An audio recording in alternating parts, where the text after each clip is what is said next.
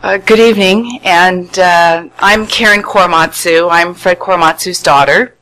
I'd like to introduce my mother. This is Mrs. Kathryn Korematsu. She's 88 years old, believe it or not, and she was married to my father for 58 and a half years. And she actually still lives in the house that my father was finally able to purchase in 1966. It's in an unincorporated area of San Leandro, and they had a lot of discrimination after they moved here in 1949, trying to find housing, and only it was because my father was able to buy it from a private builder at the time that he was able to purchase it. But on behalf of my family, I would like to thank the board for naming the 9th grade campus after my father. It's quite an honor, and certainly we have thought of ourselves as always being from San Leandro, and my father's community service, especially to the Lions Club, for almost 50 years. And in the Boy Scouts in the Chabot district. At that time, I think it's called something else now, but it included San Leandro and San Lorenzo.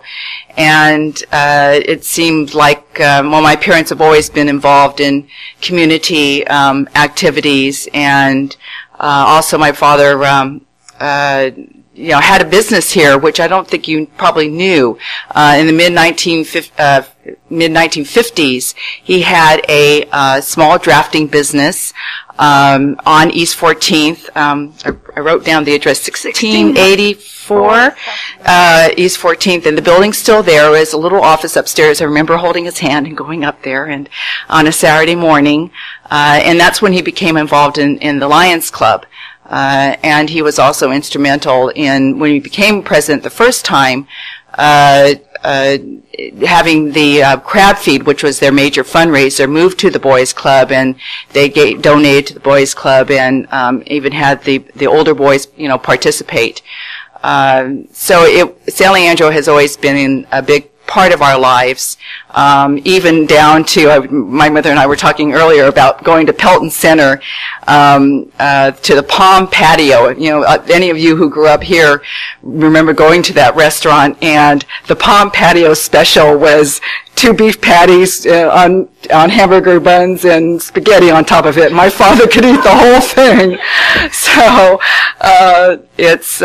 but my father also spoke, as you probably know, to San Leandro High School several times, and his message was, to learn about the Constitution as he did in high school, because you never know when you're going to need that information. He learned about civil rights then, and obviously it at the time of the internment.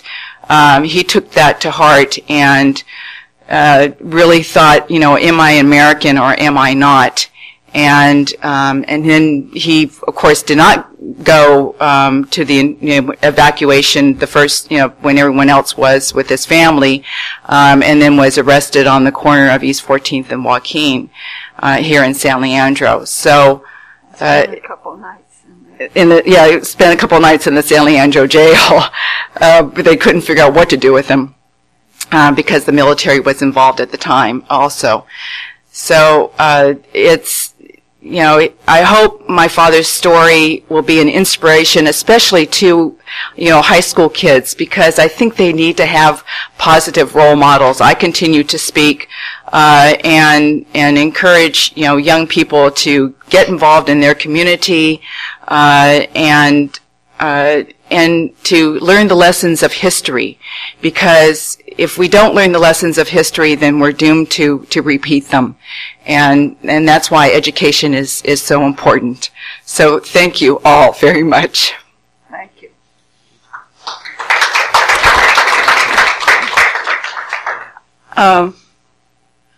Fred was a civil rights activist, and